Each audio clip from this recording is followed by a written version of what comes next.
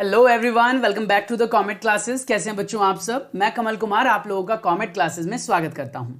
चलिए शुरू करते हैं हमारे आज के इस असेसमेंट वर्कशीट नंबर 3 को, जो हमें directorate of education GNCT of Delhi की तरफ से प्रोवाइड किया गया है। सब्जेक्ट है साइंस, डेटेड ऑन 14 ऑफ सितंबर 2021 के लिए। क्लास 7th के इंग्लिश मीडियम स्टूडेंट्स के लिए है ये वर्कशीट, जिसके अंदर बेटा हमें 10 क्वेश्चंस प्रोवाइड किए गए हैं और इन 10 क्वेश्चंस के जो टोटल मार्क्स हैं वो है 10, यानी 1 मार्क फॉर 10 क्वेश्चंस, यानी टोटल ओवरऑल 10 मार्क्स का ये हमारा असेसमेंट वर्कशीट है। और हर एक क्वेश्चन के लिए हमारे पास 4 ऑप्शंस हैं। इन 4 ऑप्शंस में से कोई एक करेक्ट होगा, जिसको हमें चूज करना है और उसके अगेंस्ट जो सर्कल दे रखा है उसे हमें फिल करना है। चलिए स्टार्ट करते हैं क्वेश्चन नंबर 1 से। मैं आप लोगों से रिक्वेस्ट करूंगा बच्चों कि पहले आप लोग इसके जो आंसर्स हैं, यानी जो क्वेश्चंस आप लोगों को स्क्रीन के ऊपर अभी दिखाई दे रहे हैं, इसके आंसर्स को कमेंट सेक्शन में लिखें, जिससे कि आप लोग चेक कर पाएं कि आप लोगों को एक्चुअल में कितने क्वेश्चंस के आंसर्स पहले से आते हैं। चलिए शुरू करते हैं। सबसे पहले जो क्वेश्चन नंबर 1 है, लिखा हुआ है the single celled organism which has no fixed shape, यानी कि ऐसा कौन सा सिंगल सेल्यूलर ऑर्गेनिज्म है जिसका कोई फिक्स्ड शेप नहीं होता। तो अर्थवॉर्म जो है वो सिंगल सेल्यूलर तो है नहीं, मॉस्किटो भी सिंगल सेल्यूलर नहीं है, स्नेक भी सिंगल सेल्यूलर नहीं है, तो एक ही बच गया, वो क्या है बेटा? अमोएबा। सो आई होप कि आप लोगों ने जो आंसर दिया होगा वो भी अमोएबा ही दिया होगा। अमोएबा, एंड हिंदी में कहते हैं इसे बेटा अमीबा। अमोएबा जो है वो सिंगल सेल्यूलर ऑर्गेनिज्म होता है जिसका कोई फिक्स शेप नहीं होता, कैसा भी बना दो वो अमोएबा हो जाता है, और इसके बीच में एक हमें क्या डाल देना होता है? न्यूक्लियस। उसके बाद है नेक्स्ट क्वेश्चन नंबर 2, सूडोपोडिया यानी false feet or false finger, false mouth, false feet, food. बताइए। वैसे तो मैंने इसका आंसर पहले ही बता दिया। सूडोपोडिया क्या है? फॉल्स फीट है। ये इसको आप सर्कल कर देंगे। Now question number 3, the human digestive system consist of. Human digestive system के अंदर क्या क्या होता है? बक्कल कैविटी होता है, यानी हमारा माउथ, ऑसोफेगस या इसोफेगस भी बोलते हैं इसे कई लोग इसे, तो इसोफेगस यानी फूड पाइप, लंग्स। लंग कहां से आ गया? हमारे बेटा डाइजेस्टिव सिस्टम में लंग का तो कोई रोल ही नहीं है, ये नहीं है भाई, लंग नहीं है।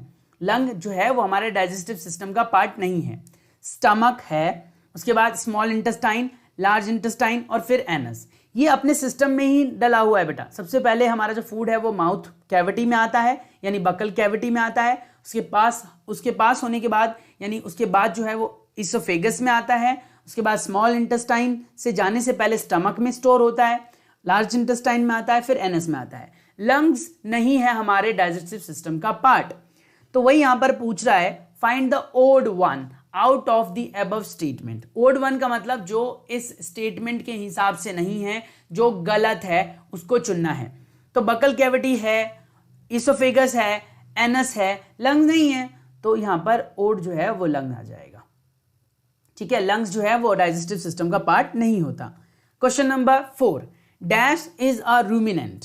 रूमिनेंट क्या होते हैं? जो घास खाने वाले एनिमल्स होते हैं, जो ग्रास ईटिंग एनिमल्स होते हैं बेटा, उसे हम रूमिनेंट कहते हैं। जैसे डियर ग्रास खाते हैं, काउ भी ग्रास खाते हैं, बफेलोज भी ग्रास खाते हैं, और ये सभी ग्रास खाते हैं, तो इसीलिए इसका आंसर आएगा ऑल ऑफ द अबव, क्योंकि ये सभी घास खाते हैं।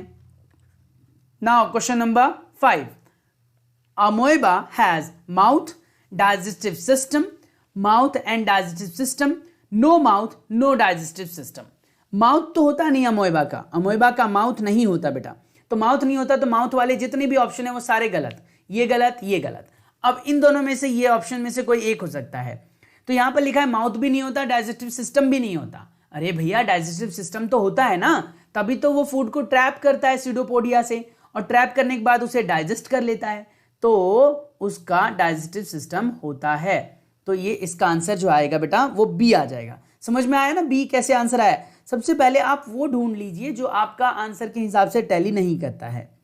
उसके बाद है बेटा आपका क्वेश्चन नंबर 6, रूमिनेंट्स क्या हैं? स्वेलो लीफी फूड, वो लीफी फूड खाते हैं, बिल्कुल सही। Chew the food in mouth, मुंह, जो मुंह के अंदर जो है वो चबाते हैं। क्विकली इंजेस्ट, वो जल्दी से वो खा जाते हैं। Store the food in rumen, यानी फूड को रूमेन में स्टोर करते हैं। अब आपको ना इसको करेक्ट ऑर्डर में अरेंज करना है। तो सबसे पहले आपने देखा होगा जब हमने ग्रास ईटिंग एनिमल्स के बारे में पढ़ा था बेटा, काऊ के बारे में, तो काऊ ने क्या प्रोसेस किया था? काऊ ने फटाफट जो था वो लीव्स वगैरह जो थे वो उनको स्वेल कर लिया था। स्वेल करने के बाद उसे वो कहां तक लेकर गए थे? वो कहां तक लेकर गए थे? उसे रूमेन तक लेकर गए थे। रूमेन तक लाने के बाद जो है वो उसके बाद वो फिर से च्यू करते थे, है ना, बैठकर च्यू करते हैं। तो यही लिखा हुआ है, स्वेलो लीफी फूड, ठीक है, क्विकली इंजेस्ट, आसानी से जल्दी से अंदर ले लेते हैं। तो बताइए क्या आएगा? Quickly ingest and swallow leafy food, कौन सा आएगा? थर्ड पहले आएगा, ऑफ कोर्स थर्ड पहले आएगा, तो पहले थर्ड ऑप्शन आ जाएगा क्योंकि वो क्विकली इंजेस्ट करते हैं स्वेलो लीफी फूड को, ठीक है, quickly ingest swallow leafy food. And उसके बाद फिर वो फोर्थ नंबर पे आएगा, store the food in rumen, rumen के अंदर फूड को स्टोर कर लेते हैं और उसके बाद फिर बाद में बैठ के आराम से चबाते रहते हैं। तो इसका आंसर आ जाएगा बेटा B, B is the correct answer, ठीक है, अरेंजमेंट के हिसाब से देखा जाए तो B is the correct answer. Now question number 7, centrally located spherical structure in a cell is known as, यानी कि सेल के अंदर एक छोटा सा स्ट्रक्चर होता है जो सेंटर में होता है और ये स्फेरिकल होता है, ये कुछ बॉल लाइक स्ट्रक्चर होता है, गोल गोल सा, जो बेटा मैंने यहां पर बनाया था, गौर से देखो सेंटर में, और इसका नाम कुछ बोला था मैंने, क्या था? सेल मेम्ब्रेन, साइटोप्लाज्मा, न्यूक्लियस या फिर सेल वॉल। तो बेटा इसका आंसर क्या आएगा? कमेंट करके जरूर बताएं आप लोग, ए, बी, सी या डी। So answer must be C. और आप लोग क्रॉस चेक करने के लिए फटाफट इन आंसर्स को कमेंट सेक्शन में लिखेंगे जिससे आपको आपके मार्क्स पता लग जाए। Question number 8, a human cell can be seen with, human cell को कैसे देखा जा सकता है? विद नेक्ड आइज या माइक्रोस्कोप, टेलीस्कोप या इनविजिबल। ह्यूमन आइज जो है वो हमें दिखते नहीं है, बिल्कुल नहीं दिखेंगे, किसी भी अपरेटस से नहीं, नेक्ड आइज से देखे जा सकते हैं, माइक्रोस्कोप से देखे जा सकते हैं या टेलीस्कोप से। तो ह्यूमन सेल्स को बेटा माइक्रोस्कोप से देखा जा सकता है क्योंकि microscope is a device which use to see micro organism. Question number 9, in desert plant photosynthesis is carried out, desert plant में फोटोसिंथेसिस कहां पर होता है? ग्रीन लीव्स में, ग्रीन स्टेम्स में, रूट्स में, या कोई फोटोसिंथेसिस ही नहीं होता? तो ग्रीन लीव्स तो होते ही नहीं है इनके तो स्टेम होते हैं ग्रीन ग्रीन, है ना। आपको याद होगा हमने वो पढ़ा था किसके बारे में? कैक्टस के बारे में, एलोवेरा के बारे में, है ना। तो यहां पर बेटा आप डालेंगे क्या? ग्रीन स्टेम्स, स्टेम्स में फोटोसिंथेसिस होता है, ठीक है। Now question number 10, green patches in the pond और stagnant water bodies are generally formed by, तो ग्रीन कलर के पैचेस दिखाई देते बेटा आपको, जिसको हम हिंदी में काई बोलते हैं, उसे इंग्लिश में क्या कहा जाता है? Under water plant, amoeba, green colour या एल्गी। तो आंसर आएगा बेटा इसका क्या? एल्गी। ये भी माइक्रो ऑर्गेनिज्म ही है। सो बाय दिस वे हमारा वर्कशीट कंप्लीट हो जाता है। I hope you enjoyed this worksheet, आपको सब कुछ समझ में भी आ गया होगा और आपने आंसर्स भी काफी हद तक सही दिए होंगे। और फटाफट आप लोग चेक कर लीजिए कि आपके कितने मार्क्स आए हैं टोटल, और फिर मुझे कमेंट करके बता दीजिए जिससे मुझे भी पता लग जाए कि मेरे जो होनहार बच्चे हैं वो किस हिसाब से अपनी प्रिपरेशन कर रहे हैं। So stay tune, take care, bye bye. Channel पर पहली बार आए हैं आप लोग तो चैनल को सब्सक्राइब करना बिल्कुल ना भूलें।